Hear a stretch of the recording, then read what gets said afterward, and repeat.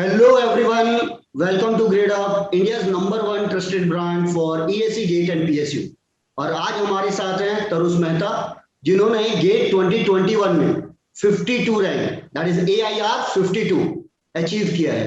तो मैं बहुत ही एक्साइटेड हूं उनका इंटरव्यू लेने के लिए, और मैं उनके साथ जानना चाहूंगा कि उन्होंने अपनी प्रिपरेशन कैसे की, क्या क्या हर्डल्स आई, क्या क्या उन्होंने मिस्टेक की और कैसी रही उनकी जर्नी, और ग्रेड अप का साथ कैसा रहा। Each and everything from Tarush Mehta. Welcome Tarush Mehta, how are you? I am fine sir. Okay, तो यहाँ है हमारे साथ तरुष, और उनका अचीवमेंट बड़ा है, तो चलिए उनके बारे में कुछ बात करते हैं। तो Tarush, first of all congrats thank you sir and from my team. Yeah thank you very much sir. Now first question, very basic question from you. Please tell us something about yourself. So my name is Tarush Mehta and I am originated from Ranchi in Jharkhand. So I have completed my schooling in Hyderabad and my plus 1 plus 2 in Fiji Junior College. Okay. So after which I I wrote the JEE Advanced and I joined IIT Palakkad and in electrical engineering branch. So when I was in third year, actually, I got to know about this grade up. And from Okay. there, suddenly when the eligibility criteria was changed for 2021, that third years can also apply, I got a little bit excited and I started my preparation from that time. It means you are in a third year now. Yes. Oh great. अब ये देखिए हमारे साथ तो एक बहुत बड़ा example set हो गया कि right time, according to you Tarush, which is the right time for GATE exam, third year और फाइनल ईयर?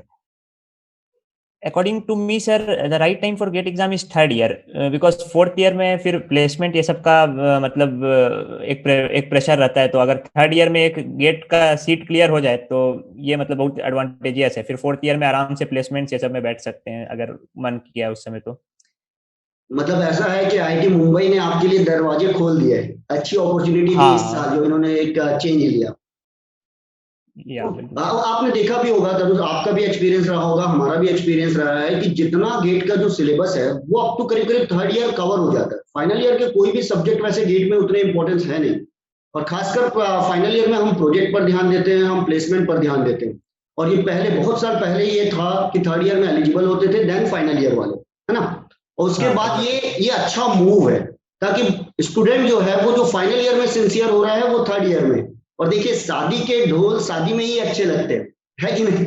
जब आपको लगता है कि मैं एलिजिबल हूँ गेट देने के लिए, तो आप थर्ड ईयर में सिंसियर होकर भी, अगर आपको रहता है कि मैं फाइनल ईयर में दे पाऊंगा, तो क्या आप उतना सिंसियरली पढ़ते हैं गेट के बारे में? नहीं सर, उस समय तो बहुत प्रेशर भी रहता, मतलब इधर उधर से। भले ही कोर कोर्स नहीं रहता लेकिन प्रोजेक्ट ये सब जैसा कि आप बोल रहे हैं वो सब में पूरा ध्यान देना पड़ता। तो सिर्फ गेट और फिर सिर्फ गेट के लिए पढ़ने का बहुत टाइम नहीं मिलता, इसीलिए बहुत टाइम नहीं मिल पाता। बिल्कुल सही बोल रहे हैं। तो ये है राइट टाइम। जितने भी third year student, second year student अगर इस इंटरव्यू को देख रहे हैं तो आप इससे एक वो लीजिए, मैसेज लीजिए और अपनी प्रिपरेशन बिल्कुल स्टार्ट कर दीजिए। तो तरुष, मैं आपसे दूसरा क्वेश्चन जरूर पूछना चाहूंगा। What was your motivation to appear for GATE 2021? So sir, actually my aim was to do higher studies and PhD in ISC Bangalore. Okay. So मेरे को ISC Bangalore में एक सीट चाहिए था, और इसीलिए और उसका बेसिक क्राइटेरिया है कि 70% आपका गेट स्कोर देखा जाता है और 30% एक वहां पर इंटरव्यू होता है। So in our institute website, in our institute WhatsApp group, one link was circulated actually that GATE can be written by third years, and today the Rakesh Talreja sir from the grade up is going to give a speech regarding that. So I just went through that link and I really got very much motivated by the speech that Rakesh Talreja sir said, and the advantages of giving this GATE in third year and all the preparation strategies which he discussed. So I really got motivated with that, and so I decided to begin my preparation from the next day itself, and then I started making my schedule for each day. Okay, that's good. मतलब एक क्या आपका webinar होगा Rakesh sir का? Yes. हाँ, एक देखिए motivation कैसे सर्कुलेट होता है। राकेश सर ने 9th रैंक अचीव की, उन्होंने IISc बेंगलोर से अपना कंप्लीट किया, और जैसे ही आपको लगा, तो जैसे होता है ना एक वायरस फैलता है, वैसे ही आपको मोटिवेशन आता है कि यार मैं भी इसे कर सकता हूँ। शायद मुझे लगता है आपको देखकर एक बार तो अंदर से आया होगा कि मैं भी इसे कर सकता हूँ। बिल्कुल बिल्कुल सर। बिल्कुल ना, और आपने बहुत ही शानदार अचीवमेंट किया है, तो ये तो खैर काबिले तारीफ है। मैं आपसे और क्वेश्चन पूछना चाहूंगा कि please discuss your preparation strategy in detail. Okay, sir. So actually, as we know that in GATE, the most of the syllabus is covered in most of the syllabus comes from the part of the syllabus which is covered in third, fourth, and fifth semesters, Okay, and not definitely. from the sixth or eighth semesters, which generally people think. So already our third and fourth semesters were taught in the institute, and fifth semester was running at that time. Definitely. And so the completion of the syllabus, I followed according to my institute curriculum. And apart from this, I used to daily attend the daily quizzes and some of the live classes which were given by this grade up. So मैं अपना मतलब रोज plan कर लेता था कि अच्छा ये इस टाइम से इस टाइम तक मुझे ये वाला एक क्विज अटेंड करना है, और बहुत सारे मॉक टेस्ट भी थे ग्रेड अप के, और प्लस मैंने लास्ट मंथ्स में ग्रेड अप से ग्रीन कार्ड खरीदा था जिससे अनलिमिटेड मॉक टेस्ट दिया जा सकता है। तो उस समय इंस्टीट्यूट का सेमेस्टर खत्म हो गया था, तो पूरा ऑलमोस्ट सिलेबस भी खत्म हो गया था। इसके साथ साथ frankly speaking, actually two topics I couldn't cover, which were control systems and this complex numbers, which are very basic fundamentals thing, but since it was not covered in the institute, I just couldn't cover it.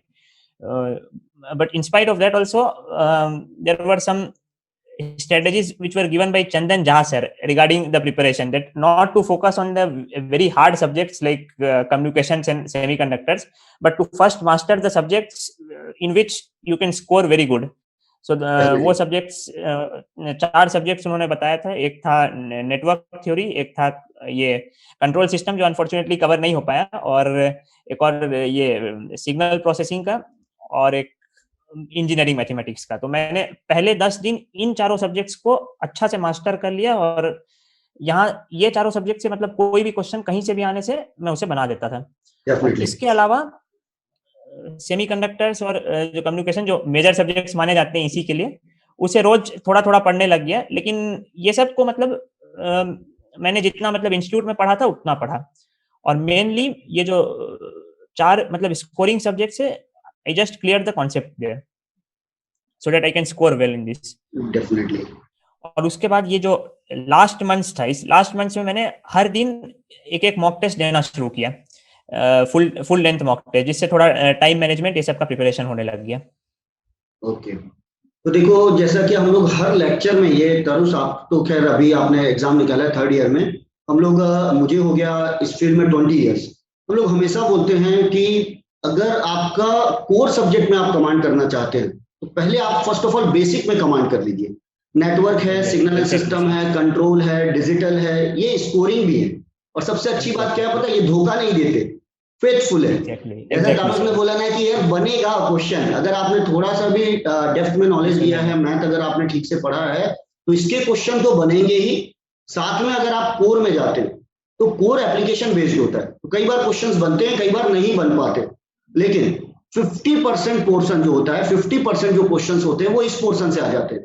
और अगर आपने ये attempt कर लिया, इसका मतलब आप remaining 50% में से अगर आप 70% कमांड करते हैं और जाते हैं तो आपका कॉन्फिडेंस लेवल बूस्ट हो जाएगा। ऐसा ही है ना? बिल्कुल। और देखिए एक बात बताएं, तरुष ने बहुत ही प्रैक्टिकल अप्रोच फॉलो की, नहीं बना छोड़ दिया। ये 3rd ईयर में ये अप्रोच जरूरी है, क्योंकि इतने लिमिटेड टाइम में हम हर सब्जेक्ट में वैसे भी कमांड नहीं कर सकते, थोड़ा हमको सेलेक्टिव होना पड़ेगा। क्या आपको घबराहट हो रही थी क्या कि यार मैंने कंट्रोल छोड़ दिया, अब मेरा पता नहीं क्या होगा गेट से पहले? हाँ सर, ये घबराहट तो था सर, क्योंकि कंट्रोल बहुत एक फंडामेंटल सब्जेक्ट है, लेकिन मतलब कंट्रोल में जैसे कुछ बेसिक चीजें आता था मुझे जो दूसरे सब्जेक्ट से, जैसे सिग्नल सिस्टम से लिंक था, ये ट्रांसफर फंक्शन, ये सब, but in general as a topic वो कवर नहीं हो पाया था मेरा। हाँ, मतलब एक फीलिंग आती है ना कि हाँ मैंने कर लिया है, वो उस कंफर्ट जोन तक नहीं पहुंच पाए होंगे आप। हाँ होता है, लेकिन देखिए कई बार ना सेलेक्टिव होना भी फायदेमंद हो जाता है। yes, exactly. तो मैं आपसे एक और कुछ क्वेश्चन पूछना चाहूंगा कि आप अपने जूनियर्स को क्या सजेस्ट करेंगे? What would you suggest about important topics, standard test material, text book for GATE 2022 and 23? So for all the GATE aspirants, my suggestion would be that the first reference book for GATE is the previous year question papers. That is the first reference book that has to be followed. And that has to be around some last 10 years papers, so that every model of question came in the last 10 years can be familiarized by the students. So that is the first step. And then the second step is, of course, the concepts have to be cleared in each of the subject, because that would be beneficial at the end of the day. And then during the last months and all, that time management, all those strategies can be developed by giving mock tests and all. So these three are the key points which every student has to remember. Definitely, ये तो बिल्कुल है। और जितना ज्यादा आप questions बनाएंगे, मैं कई बार आप बच्चों को हम लोग भी सजेस्ट करते हैं कि एक बार बार क्या सिलेबस देखने से भी हमें आइडिया लगता है कि क्या पढ़ना है क्या नहीं पढ़ना है, राइट। दूसरा, आप जब टेक्स्ट बुक फॉलो कर रहे हैं या आप कोई और चीज डिटेल में देख रहे हैं, क्वेश्चंस बना रहे हैं खासकर, क्योंकि गेट में ना क्वेश्चंस आपको लगाना है। आप एक रैंडम तरीके से पढ़े जा रहे हैं, आपको यही नहीं पता कि क्वेश्चन कैसा आने वाला है, वो भी पढ़ाई आपकी वेस्ट हो जाएगी। सबके पास लिमिटेड टाइम है, कॉम्पिटिटिव एग्जाम्स में खासकर। और अगर आप थर्ड ईयर में हैं तो एक चीज काम करती है, भले आपका एक्सपीरियंस नहीं है, क्योंकि देखो जो ड्रॉपर है उसके पास एक्सपीरियंस ज्यादा है, लेकिन थर्ड ईयर के पास एक बहुत ही खूबसूरत चीज है जो छुपी हुई है, वो है जोश। और एग्जाम में फेल होने का डर नहीं है, एग्जाम में क्योंकि और एक चांस है, एक्सपेक्टेशन नहीं है ना थर्ड ईयर में। यार आ गया तो बहुत अच्छा, नहीं आया तो कोई बात नहीं, फाइनल ईयर में हम दे देंगे, फाइनल ईयर में देते हैं। एग्जैक्टली। हाँ, और ये जब आप फाइनल ईयर में आते हैं या फिर आप जब ड्रॉप लेते हैं ना, तो एक अनड्यू प्रेशर क्रिएट करता है। ये बहुत ही शानदार बात है। लेकिन फिर भी थर्ड ईयर में है तो डेफिनेटली कुछ तो हर्डल्स आए होंगे कि कुछ सेमेस्टर एग्जाम्स होंगे। तो मेरा बहुत ही सिंपल सा क्वेश्चन है, what were the challenges you faced during your preparation? So the main challenges faced were dealing with both the semester and at the same time with the grade up coaching also. So in this I think I just followed a very simple strategy, क्योंकि अब हर subject को तो बहुत depth में पढ़ने का, मतलब हर subject को तो अलग से कोचिंग से पढ़ने का बहुत टाइम है नहीं, तो कोचिंग का जो इंपॉर्टेंट पॉइंट्स है उसे तो मैं नोट कर ही लेता था। उसके अलावा जो करिकुलम में जनरली पढ़ाया जाता था उसी चीजों को थोड़ा और डेप्थ में पढ़ लेता था बस। इसके अलावा कुछ बहुत एक्स्ट्रा लोड अपने ऊपर नहीं देता था। और बस ये, और एक और अच्छा चीज था ग्रेड अप का कि it used to give the very structured answers of all the last year question papers, because the last year question papers are available in any website also, but only the thing is their solutions are not available in very organized way, because GradeUp has systematically organized all their solutions in one particular website. So from there it was very easy to solve all the question papers and also cross check it with the solutions. तो बस ये चीज मैं अपने preparation के समय करता था। उसके बाद जब लास्ट मंथ्स में सेमेस्टर आया तो थोड़ा सेमेस्टर की तरफ ध्यान देना था, क्योंकि उस समय, और लेकिन सेमेस्टर खत्म होने के बाद भी I got 2 months left, because the next semester for us, because of this COVID, it didn't start from the January month, but it started from the February. So I got December and January completely free for the GATE preparation. So that time was the actual that time I developed my actual strategy for it, because up to before that I just used to clear the concepts, but the exam writing strategy and all I developed in the last 2 months only. Okay, definitely. तो यहाँ पर आपको online classes के importance समझ में आई काफी, मतलब एक, लेकिन एक स्टूडेंट को ये भी रहना चाहिए ना कि पूरी तरीके से डिपेंडेंट होने की बजाय डायरेक्शन लेकर आपको अपनी भी मेहनत खूब करनी होगी, क्योंकि डायरेक्शन तो बहुत लोग ले रहे हैं, हजारों की तादाद में स्टूडेंट्स ने डायरेक्शन लिया, लेकिन कितने लोगों ने इसे सिंसियरली लिया। दूसरा, एनर्जी आपको अपने पावर जो है ना आपको अपने अंदर से भी लाना होगा। जैसे इन्होंने तरुण ने कहा कि भाई मैंने लास्ट 2 मंथ बहुत ही सिंसियरली पढ़ाई की, अपने सेमेस्टर को बैलेंस किया।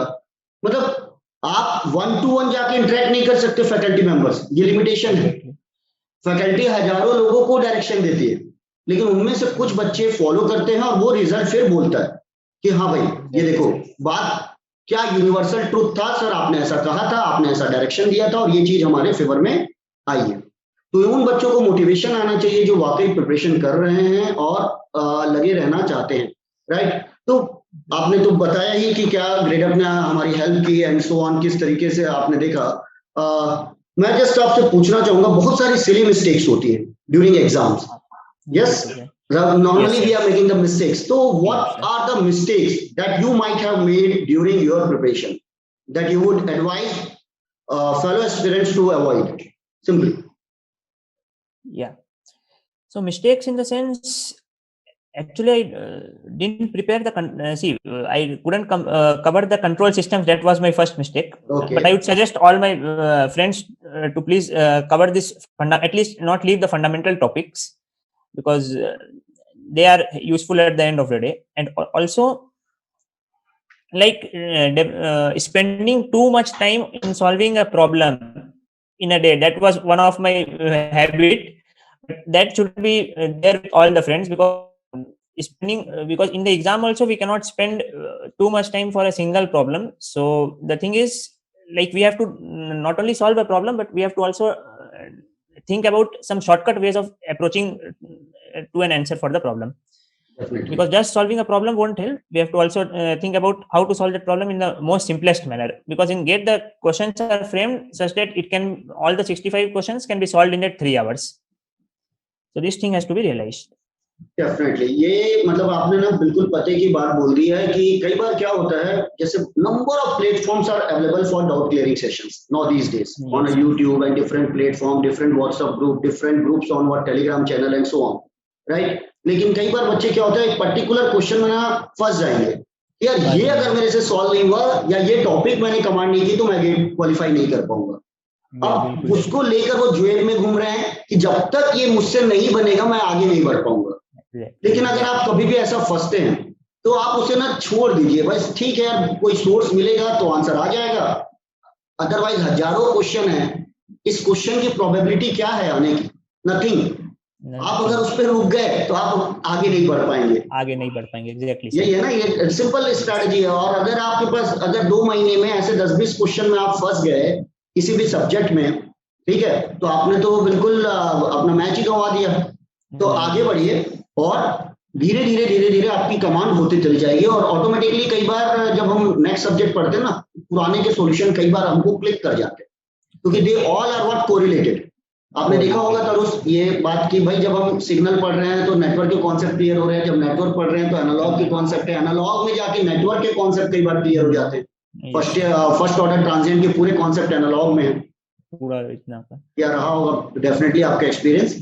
अब ये बहुत ही शानदार तरीके से आपने बताया कि बच्चों को क्या क्या करना चाहिए। फिर भी मैं, और आपने थोड़ा बहुत बताया भी कि लास्ट मंथ में क्या होनी चाहिए स्ट्रेटेजी, फिर भी मैं चाहूंगा कि पूरे फोकस होकर इसके बारे में बात बताइए। तो what was your strategy in last 1 month before the GATE exam? Okay, so I just did a quick revision of all the topics by making some, I used to make some short notes during my preparation. So I just revised that short notes for all the topics, especially the fundamentals and also the core.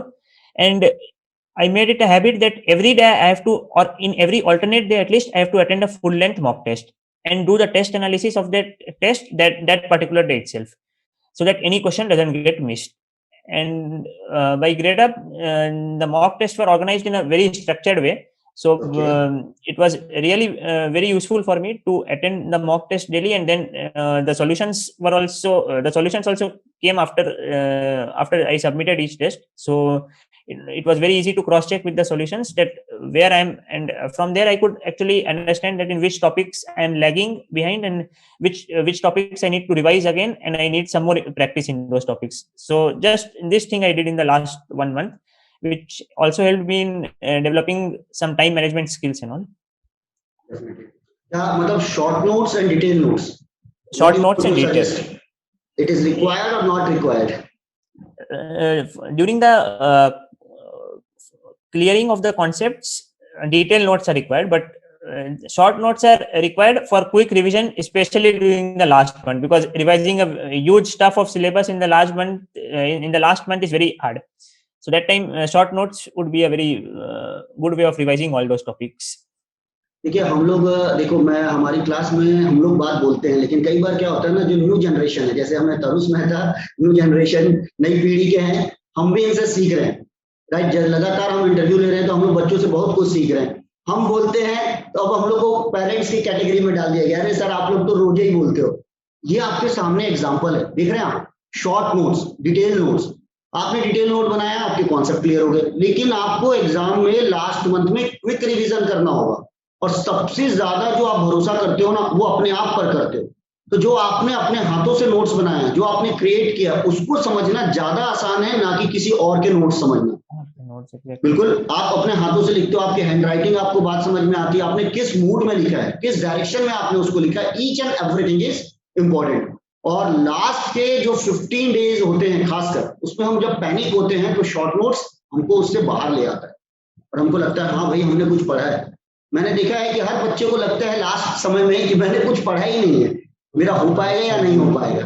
तो short notes आपको confidence देता है कि हाँ भाई आपने पढ़ा है, ये नोट्स आपने ही बनाए हैं। तो इस बात का बहुत अच्छे से इन्होंने तारुस ने बताया। लेकिन तारुस मैं फिर भी बोलना चाहूंगा, काफी बातें आपने ग्रेडअप के बारे में बोली, बहुत सारी हेल्प हुई, लेकिन फिर भी कुछ specific, what feature of the Gradeup app was the most useful for you? As I repeatedly said, there were two features of this. One was the answers to all the previous year papers starting from some 2006 up to 2020.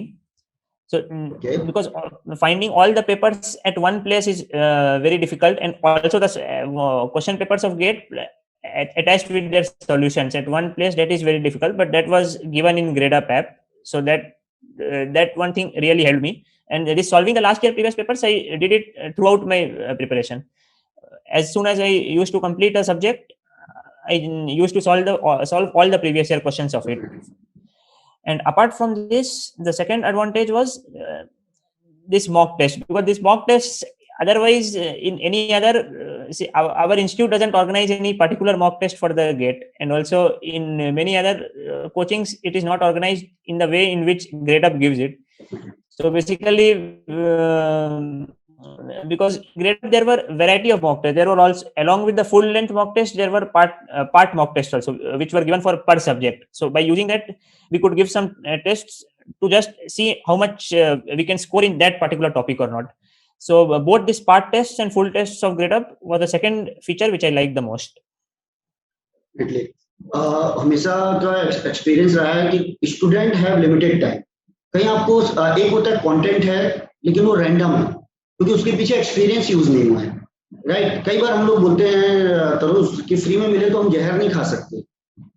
भाई कोई भी चीज content है या कोई भी चीज available है या मैंने कोई कोर्स लिया हुआ है, I think you Gradeup super में जैसे आपने कोर्स लिया है ना, तो कई बार हमको ये नहीं है कि बहुत सारी चीजें कंटेंट अवेलेबल है तो हम उसको फॉलो ही करें। अगर वो सिस्टमैटिक ढंग से नहीं है, आपको एक अप्रोच लेके नहीं बन रहा है कि मैं क्या फॉलो करूं, तो हमारे लिए सब रिडंडेंट हो जाता है।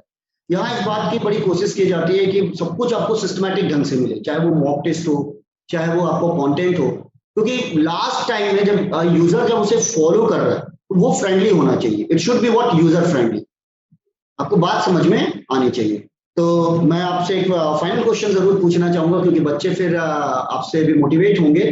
तो any special advice for Gradeup user preparing for what GATE 2022 or 23? So I would suggest that now itself, please install the app of GradeUp. That would be the first step, and then try to explore all the features that GradeUp gives, like daily quizzes, daily classes, and all. And whichever features you like the most, try to go to the depth of it, and then explore more and more. And also, more than this, try to clear all the concepts either through the live classes or through any source which you have, because that would be useful at the end of the day. Okay, thank you Tarush and good luck for your future. आप अपने भविष्य में बहुत अच्छा कर पाएं, ये हमारी शुभकामनाएं हैं आपके साथ। और जो भी आपने सपने देखे हैं वो सपने आप पूरे कर पाएं। और तरुष याद रखिएगा, ये जस्ट मेरा मैसेज है आपके लिए, ये जस्ट स्टार्टिंग है। It is just a beginning, it is not the end of your journey, it is just a beginning. बहुत आगे जाओ, बहुत बड़े सपने देखो और इस देश की तरक्की में ना बहुत अच्छे से पार्टिसिपेट कर सको। ये हमारी शुभकामनाएं आपके साथ। Thank you very much. Thank you very much sir.